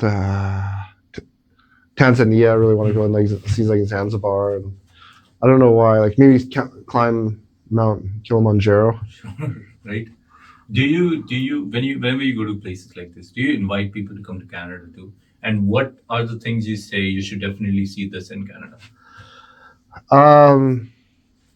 Yeah, a little bit biased. Like I really think like BC is like the best province in Canada. 100%. Just like all the lakes and mountains, like the I ocean do there. consider Banff as extremely beautiful. Yeah, the drive I agree. there, Yeah, was just just majestic, man. I drove there; it was just a different world. It's like you know how you drive to Whistler and it's big. It's just 1.5 times of that, and it's humongous. Everything is Oh, just humongous. for You look at sure. mountains, yeah. Banff is pretty Yeah, I beautiful. know. I'd agree too. BC, Like Alberta. we like so when my friend came to visit, I showed him kind of like all the best spots. I went up Yeah. all through like the island, went up to like Oh wow. Defino, went up to Whistler, then went through the Okanagan, and then we ended up making our way to like Lake Louise and Banff, and Oh wow. So so you did a big trip. That was a big trip. yeah, I can't even remember how many kilometers we went. Like probably like 5,000 kilometers, So something in it's a couple of 800 weeks. kilometers to go to Whistler, Yale, Hope, and all of those things. So you Yeah, definitely went like a bigger circle where you yeah. must have seen almost everything. A friend of mine visited. She's from Toronto, and she visited there. And I had like 2 days with her. So we here her and her friend. So I showed them the Whistler side. I showed them uh, where did I go? Whistler, Squamish, North Vancouver, little bit of Vancouver, Stanley Park, this and that. And then I went Hope, Yale. I love Alexander Bridge. I really like going there. So all the Mm, drives, we did like two far points and right. then back. It was beautiful. Yeah. So it is kind of fun being a tour guide, and you get to really appreciate what you have in your own Yeah. backyard. Like, It's all the little places that you don't go back to. For example, like if you go to a lake somewhere in Pitt Meadows, you don't care about it, even if you pass it every day. yeah. But when you bring somebody who has been in Toronto and you bring them there and you're like, yeah, this is like down the street. And you're like, oh, this is beautiful. And you Yeah. pass that every day and you don't appreciate it enough. Like even like Squamish, like you just don't realize how like Squamish is lucky we are amazing, to yeah. have that in our backyard. And, Like when you see Mount Chief there, as soon as you enter Squamish, Mount Chief on the right, yeah. like it's humongous, it's beautiful, it's very unreal. Yeah. Like if somebody from Toronto or somebody from Saskatchewan where there's plain land comes and see and they're just shocked watching it and we pass it like it's nothing because it's there and it's available, right? Even I brought my friend up to Joffrey Lake. Joffrey Lake, yeah, Joffrey Lake. And Lindeman Lake, and Lindeman, he did was you do the hike up? yeah. I jumped into both lakes, me too. and like, my friend was actually more impressed with those lakes than Lake Louise. Oh, And we went to Lake Louise, Moraine Lake, Emerald Lake, and there's one other one, the one that looks like a wolf. Peto Lake, like. Maybe I didn't go there. Oh, I okay. went to Banff for like 4 days. Yeah. So I traveled like everything I could. Yeah. Very hectic traveling. I think I needed more time for sure. But I even did a helicopter ride. Oh wow. Which I think was worth every penny. It was like $200 something each. Yeah. But it was worth every penny. Yeah. I would do it every time. Yeah, I think just the problem with like Lake Louise, it's just so commercialized now. It's just touristy. Like you don't have as much control. Like you have to deal with so much, the shuttles and parking So and many people. people everywhere. Horrible. It's like $45 for 3 hours. Like one of the most unrealistic parking prices I've paid. Yeah, and it's so horrible. It's almost more hectic. It's not even. You don't really have that time to enjoy it because there's just way too many people. You want to try and take a photo. There's just crowds of people. Yeah. Whereas like Joffrey Lake, you can get up early in the morning, and you just feel like you could take in the whole experience more, relax, have your lunch. I did some barbecue at Joffrey Lake when I went there. So I took a small stove and I did barbecue there. Like I think it was one of the best experiences I did. Yeah. Joffrey's so beautiful, so blue too. For sure. And would you agree with my friend? Like it was just more, you enjoyed that more than Lake Louise, or do you think, how would you compare the two? I think Lake Louise is more beautiful. You have to go around, like where the Fairmount Hotel is. If you go around and you keep walking for like 30 minutes, there's better spots you could go to. Yes, the front spot is extremely busy, and I don't like it at all. I walked around and I went to the other spot. I think it's better. I think Lake Louise is better. Okay. Like, I think it had the Rockies and stuff. Yeah. Yeah, it's so blue. It's so beautiful around. And when I went there right after, it was right after summers, right after winters. So the water was still blue and there wasn't a lot of people. Right. Maybe that's the better time to go. Yeah. We were probably the peak time, like right in July. Oh yeah, horrible. The traffic there is horrible. You go to Banff, it's horrible. Yeah. So many people. I think the lesser the number of people and the less the network is, the better the place is. Yeah. A lot of times. Where did I go? Lindeman was very nice when I went there. So Lindeman, the water is so cold, but I loved it. Yeah. I went there, I hiked up, and I didn't take my phone. I clicked maybe 2 pictures. Oh wow. Like Yeah. there was no cell network or anything, Mhm. right? And I had this watch, so I just clicked pictures. Right. Anyways, it was beautiful. It was beautiful. I bought these glasses. So these are Ray-Ban glasses, Oh wow. and you could click pictures with it. Video too, or Yeah, videos oh too. wow. A lot of times when I'm driving my motorcycle, I record things with Oh, it. that's awesome. That's Yeah, good yeah. enough. It's good Yeah. enough. And yeah, you could taking the whole experience where we had to like show your phone. You kind of skip that part. Yeah. It's very nice. Have you been to like any concerts with the glasses or? Not yet. I haven't been to concert. I went to a few last year, Yeah, but this yeah. year I didn't go anywhere. Honestly, I was too caught up in a lot of things, man. I didn't even travel much. This Okay. year. But I would say like locally, concerts that give me that almost the same feeling of traveling, and then Oh, you yeah. don't have to leave the city. It's just like kind of like more. Concert's good, man. Yeah. I didn't go to concert until I came to Canada. Right. Last one I went was 2 years ago. The first one I went was 2 years ago, and it's a very good experience. Like Yeah. live music, everybody dancing, everybody's screaming. Yeah. It's a good experience for sure. So In BC, what would be, because we are in BC right now, like for our viewers, what would be the one place you think everybody should go? And it summarizes BC somehow. I don't know. I think my favorite place is like Vancouver Island. Yeah. It's just Same. I was gonna answer the same. For some reason, it's quieter. yeah. The water is cleaner. Like BC has clean water for sure, but Yeah. Vancouver Island, the water is so much peaceful, man. Yeah. It just seems like it's like a nice escape. It feels like you're almost going to another country. You still being It in feels Canada. different country. Yeah. And for like sure. there's just so many places to explore. Like Tofino, it just has something like magical about it. Like when you Yeah. get up early in the morning, you see like the mist kind of rising up above Yeah. the ocean, and it just has like this peacefulness about it. And Do you think you could ever move there, Vancouver Island? It's still a little secluded. I still Yeah. feel that. I'd have to be making a certain income. Yeah. Maybe have to have a boat. You gotta have the boat, man. Yeah, I mean, I definitely could. I know I have a friend who moved there hoping for a better life, and it was a bit of a struggle. Like he said, like the cost of living is about the same or more, and they're just like there's not as much work over there. So there's not as much options. So when I feel we go and we want to buy something. Yeah. There's so many options, but there's limited options for sure. Yeah, but if I could kind of meet those two needs, I could live there. Same with like living back home, like where I grew up in the Kootenays. If I had like a certain income and had a boat, like you could make it work. But in Vancouver, you have all those opportunities to make money, and Yeah. so it's hard to kind of leave. Yeah, for sure. I think I'm very grateful that I came to Lower Mainland. When I was moving here, I had two options. I could either go to Toronto or I could come to Vancouver. Like when I checked on Toronto's temperature, I was like, I'll die there. Yeah, I can do Vancouver very only. extreme. Yeah, the winters. Yeah. So I moved here, and I don't think so I could ever live there.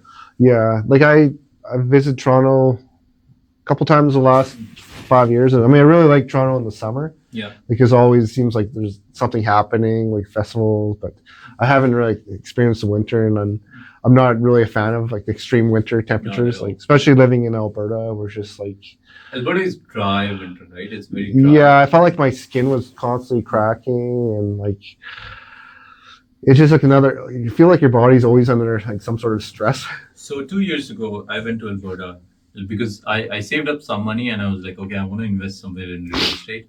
So I went to Alberta to buy a house. That was my goal. Yeah. So I went there.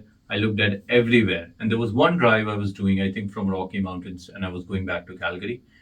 Within that 1 hour, I saw hailstorm. I saw so strong winds that I had to pull over because my car was going like, it was shaking too much. I saw so strong sun that I had to take off my jacket, and it was getting very hot. I saw snow. I'm talking about this 1 hour. And then I saw so horrible rain that I had to pull over again. And that was my deciding factor why I cannot live there. Because you can never dress right. You can never dress right for the weather. Like because the weather here is predictable for the most part. If I wear a hoodie and I take a jacket in with me in the car, I'm fine. But in Alberta, things changes so quickly that you can never dress right. Oh yeah, 100%. Then that was my okay, maybe maybe I can't live there. And I also think like there's so many people moving there, especially because of the housing prices. The city itself doesn't have enough resources. So if something big opens up, the lineup is just crazy long. And I think the infrastructure isn't there for the number of people that are moving there.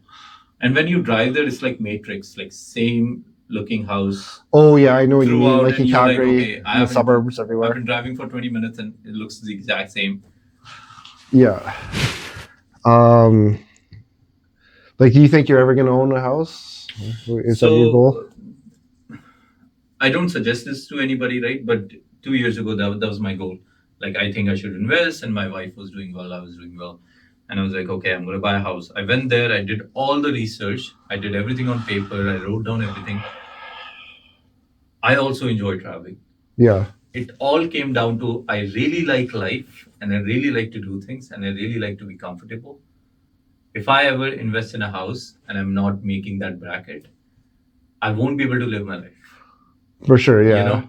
So if my mortgage is even at the cheapest, it's like $3,000 a Mhm. month. I won't have enough bracket so I can go travel. Right. All of those things. Like I won't have a lot of breathing space, which I disagreed with. Right. Okay, I can't do that. What I ended up doing, and it sounds bad, that I went back home and I bought a house there. Oh, I mean It's that's cheaper. right. It's growing. The It's money is good. still invested. Good investment, yeah. And my dad is there to take care of it and all of those things. Right. I cannot yet. I'm not confident enough to invest in Canada yet. Maybe down the line, in 2 years more, maybe I'll be confident enough. And the prices are going down now a little bit. Maybe a year down the line or 2 years down the line. Yeah. What about you? Why did you never invest it? It's tough, yeah, because like living in Vancouver is so expensive. It's so expensive. Like if I had a choice to own a house or have the money to just travel the rest of my life, I'd always choose travel. Yeah. Because like you always have those experiences from the rest of your life, and like nobody can take it away from you. But like eventually, you buy this house, you live in it for a few years, but then eventually it's going to go to someone else. Yeah. And like you only can, how many years are you going to live in a house for? So I'll give you a chat I had with one of the real estate agents, and I think it was a fair question. Where let's take an example. The cheapest apartment would be $500,000. Yeah. Just an example, right? 5% interest rate. By the end of 30 years or 25-year mortgage, depends on what you take. You're gonna invest 20% upfront, so 100,000. Maybe if you can go 5%, whatever, right? By the end, you'll pay about 400,000 in interest rate. That'll be your interest rate payments, right? For 25 years or 30 years, whatever you go. On an average, for 500,000, you're gonna pay $1 million. Wild example, right? It could. I'm off 100,000 both sides, but I'm saying you're gonna pay almost double the price. That doesn't include your property tax, doesn't include maintenance, doesn't include anything. It's just an apartment. Yeah. So an apartment in 30 years, and you're old now, it's only gonna grow so much. Or a house can grow maybe double. For You're sure. pay almost the same price. You're just saving it in form of apartment, and you're not considering all the maintenance you have to do, all the fixing you have to do. If something goes wrong, you have to pay for it. Right. All of those things you're not considering. So I've never found it as a good investment. Yeah. I invest in a developing country is different, where things are going 4x in like 5 years. Yeah. All of those things make sense in terms of investment. Yeah. But investing on something which may double in 25 years, I just don't think it's worth it. What's your opinion on like people who live in like have the RV life, or like so they don't really own a home, but they to a point, I think it's a great idea. To a point, I personally like stable places, and because I have a wife, right, I want her to be safe. Yeah. All of those things comes around. But if I'm living by myself and I live in an RV, sure, why not? Yeah. Why not saving that money and being more comfortable, and you can do more things in life? Yeah. I think it works for some people. I'm not some people for sure. Like I can pretend, oh, I'm a big traveler, but I like to sleep in a nice bed.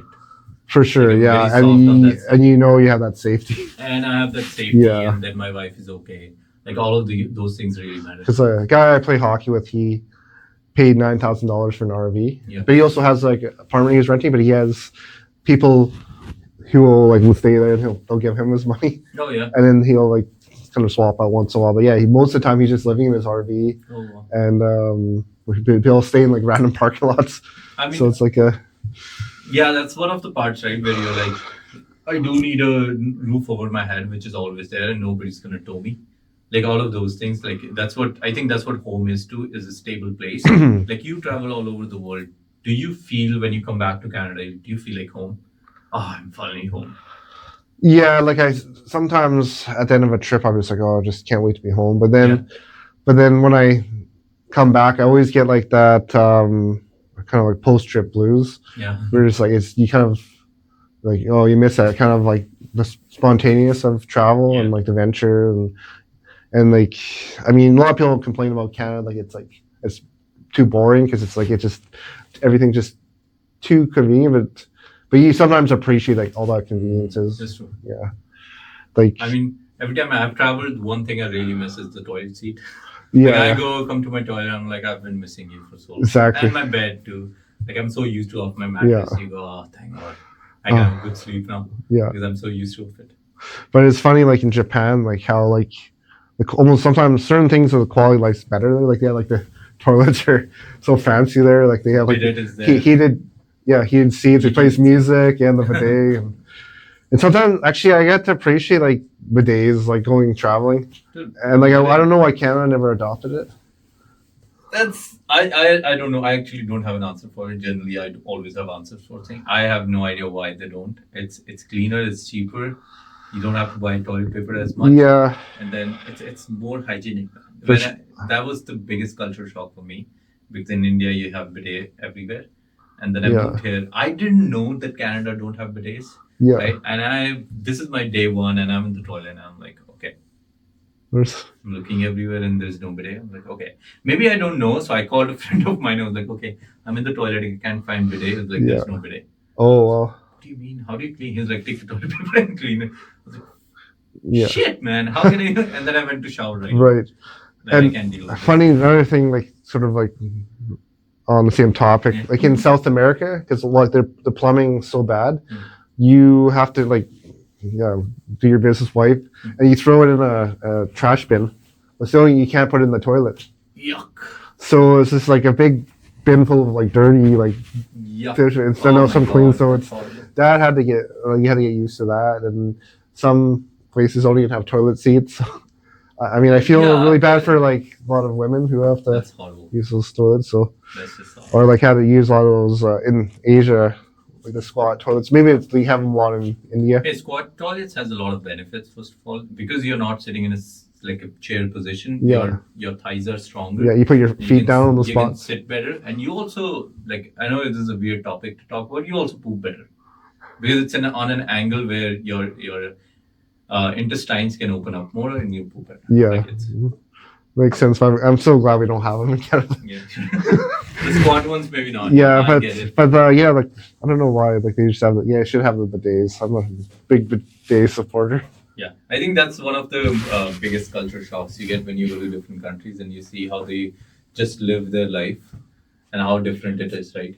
Because you expect a lot of more privacy, but there's no such thing. Yeah. Like where I grew up, privacy wasn't the thing. It's like you don't have your own rooms. Everybody sleeps. Like this is one big bed where 3 people sleep, and the other room there's one big bed where 2 people sleep or 3 people sleep. So there's not a lot of privacy going on. Staying in hostels too was like a big shock, but I kind of actually enjoy. It feels like you're going like the summer camp. And you meet new people. But some of the places like would be like I don't even know how many people are staying in one room. Like sometimes 40 or more, and like everybody had like a little bunk bed, like a little light, and It could be fun for shorter term, like one night, 2 night. I guess everybody talking, everybody making fun of everybody. That could be fun, but long term, I can't survive. Because I saw some video like someone saying like, what's like the age limit for people staying in hostels? A lot of them said like kind of early 20s, but I think I'd still stay in hostels just because you gotta save money. Save money, kind of convenient. So. And I always say when you're traveling, the least place you want to spend money at is your hotel because you're not gonna live there. Yeah. You're not gonna stay there at all. The most amount of time you're gonna spend is outside. You can come there, sleep, reset, shower, and come back out. Might as well stay at a cheaper place. Exactly, because I've stayed in like really fancy hotels, and I'm like, oh, well, it's like I was only there for like felt like a few hours and then they went to bed, and then you don't really get to like enjoy like all the Actually amenities. enjoy. Yeah, like the For example, pools. my wife was like, okay, when we go to Banff, we gotta get a nice room. Yeah, We maybe stayed there for 8 hours in a day, and there yeah, was a pool, there was a gym, there was sauna, there was everything downstairs which I didn't even look at because I was so exhausted by the time I came back. I went right, to sleep, woke up, showered, and left the house again. I never saw it. I right. had no idea. So I think maybe just traveling, I've been able to sort of adapt and stay in like pretty much any type of environment. Exactly. All right, I gotta ask you this to end the podcast. What is that one life lesson that taught you from traveling? That I think one life lesson you can only learn by experiencing it. Um, I don't know, maybe just appreciate the small things in life and like don't take things so seriously. Hmm. Because like it's so easy to kind of focus on your own like struggles or stress of like the daily stuff, but then when you go around the world, you realize like your problems aren't as bad. Yeah, yeah. I don't know. Does that make sense? And Yeah, it makes absolute sense. yeah, because there's like so much different levels of problems, and There's bigger problems in the world. yeah, I always say when like at my work, right? Whenever somebody says, "Oh, the work is too much," or "I'm too stressed," I'm like, "Okay, there's somebody out there right now," and I'm not even talking about different country. I'm talking about there's somebody out there right now doing construction. When you are inside in a heated space, chilling, for you sure. have all the resources. You can eat food. You can do this. You can go use the washroom. And there's somebody out there doing construction where he doesn't have clean toilets. He doesn't have a place to eat food. He generally goes to his cars and eat food, like all of those things. So you got to be appreciative of what you have. Right. Yeah. Even like difference between like doing youth work or like electrical construction. Yeah. Like you don't sometimes you don't even get a break for the day. Like you just Yeah, have like exactly. a time limit where sort of youth work we get a lot of downtime and Yes. like you almost You're basically living your life with somebody.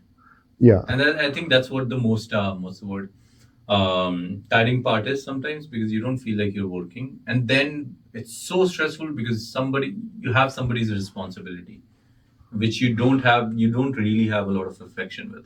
If it's your own kid and you're with him, you don't feel like work. But if it's somebody's kid and you have to take care of them, and everything they do, you kind of have a rule of how to react with things. Like it's very hectic. And there's something called empathy exhaustion, something I forgot the term, but it happens very often where you can only empathize with somebody for so long.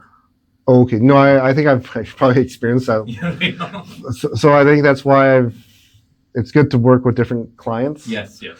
Because it's and then maybe that's part of burnout in the field. Yes.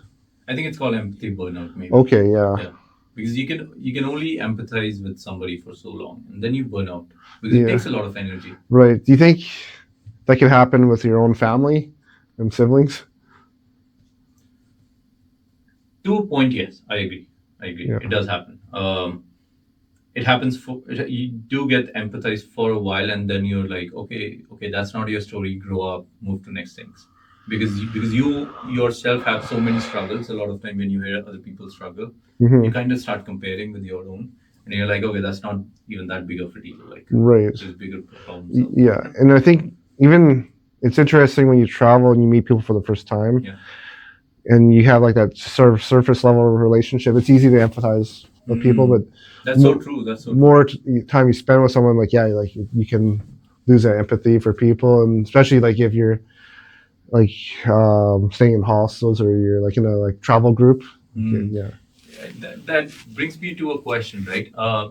When you meet new people, do you think whenever they suggest you something, it feels more real in terms of, for example, you live with your sibling and they'll be like, nah, you gotta go to gym every day, man, you gotta work hard. You don't feel it as much. But if a random person from outside tells you to do the same thing, you're like, maybe that's true. Maybe I should do that. Yeah. And then you actually start taking actions on it. Yeah, because I think there's this no like you're not really tied to that person. You're like more open mind. Yeah. And you know they're not gonna judge you. Yeah, I mean that's think maybe that's that's a the big thing. one, right? Yeah. For example, I'll have these random chats with people on the way to something which I have no idea. I don't even know their names, but I'll have this very heartfelt conversation, and then you'll just tell them, and you'll forget about it, and you know they're probably going to forget about it too. So it's easier to talk to them sometimes. Hmm. Yeah. Do you find like you in like a new workplace, or you have that? That's one of the reasons I actually try switch every second year or every year.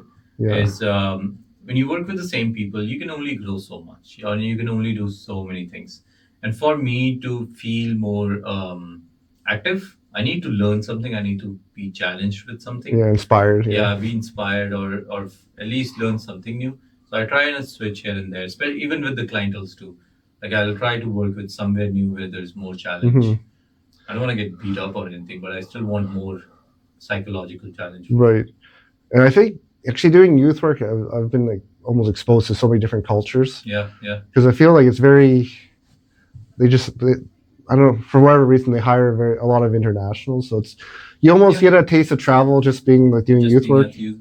There is a reason for it, right? Because not everybody wants to do this job. And when people from different countries come in and they look at this job, they're like, okay, you got to take care of somebody and you get paid for it, and it's actually a stable job. They're Yeah, open to do it. Even right, if it's hard, they'll be okay doing it.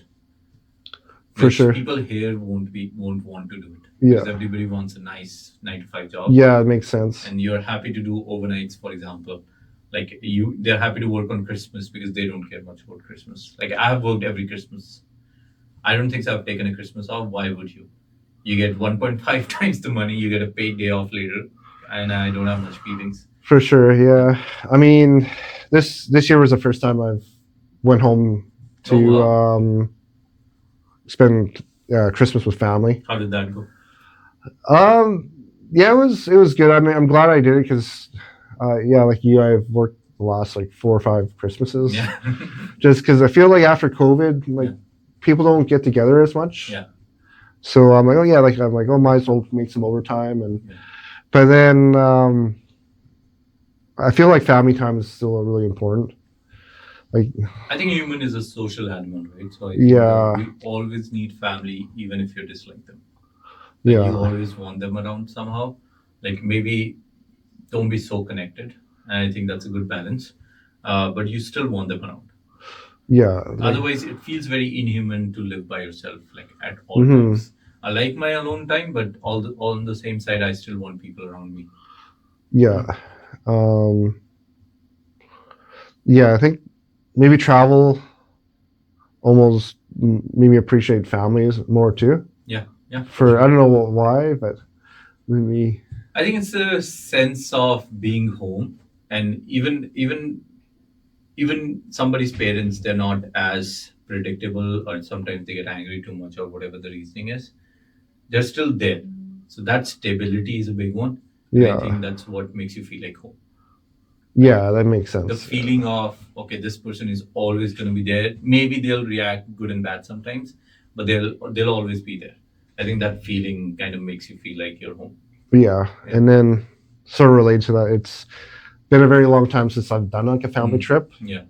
Like I think the last time I did was 2012 with Oh, going to that's Mexico. what 14 years ago. Yeah. Yeah, so um, I thought about that. Like, should I go on like another family trip before like my parents may pass away, Mm.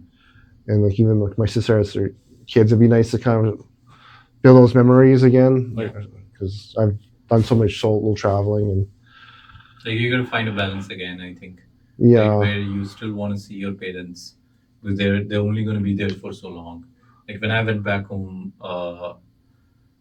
this year was okay, but last year when I went back home, dude, because I didn't go for 4 years, and I went after 4 years to see my parents for Diwali, just like Christmas.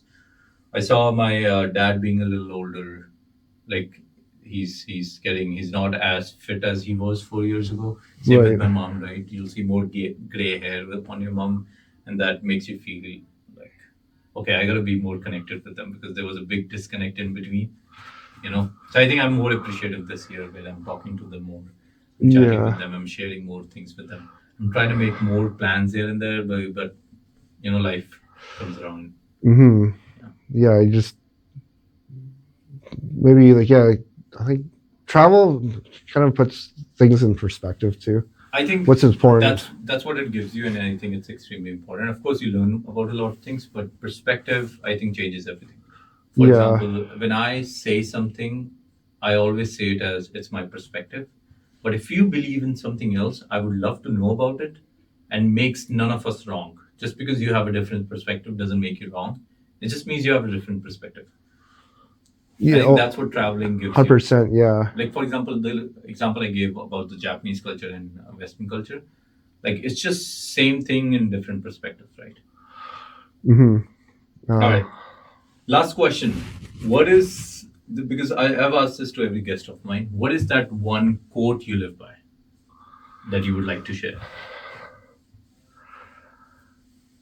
I mean, it's kind of cliche, but kind of like the golden rule where you treat others how you'd like to be treated. So, That's and that's a good I try one. and just every country I go to, I just try and sort of bless the people around. Like I We just, worked together for a while. yeah, I think you treat people quite nice.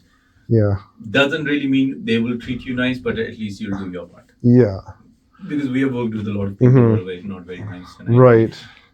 right. And I feel like it kind of carries a long way, like that attitude. Like you could kind of adapt to most situations. Yeah. Like Yeah. Fair enough. because if you're trying to like scam people or like other cultures, like you're above them. Yeah. I don't know. It just it seems to always backfires on you, or like Yeah, it comes around. comes We call around. it karma, Yeah, right? Karma comes around. yeah. Yeah. So Nice. All right, man. right, yeah, It's great chatting with you. yeah. We had You a too. Yeah, long it was conversation. interesting podcast. Yeah, Let's do another one soon. yeah. Which we could always talk more about youth work, or what was I think we'll focus more on mental health and how mental health. cancer Yeah, is. like interesting. Like learning more about your psychology journey. Yeah. I mean, like I've done bachelor's in accounting, and I was on a very different field, and I started this work. I think the psychology really kept me going, and somewhere I found a purpose in my life where this is what I want to do. It doesn't have to be what I'm doing, but somewhere along the line, I want to work more in psychology field. Uh, if I could and money wasn't an issue, I would work definitely with the youth more Mm-hmm. because I think that's where you can make the biggest change. For I sure, think 100%. if you're Yeah, gonna make a difference in somebody's life, working with youth is the most one. And same goes for that the part missing in the society where they don't have any brothers or they don't have anybody to look up to. yeah, And I think if I could be part of that, like, I'll do it all my life. No yeah. issues. But you find like working in youth work, you learn to understand people a lot better. Yes. One of my cheat codes of working, and I believe it's pretty important, is I treat everybody like a client. Especially people I work with, people I'm working for, all of those people, I see everybody has some kind of challenges, and I think I've learned uh, how to uh, how to recognize them and then Yeah, work accordingly.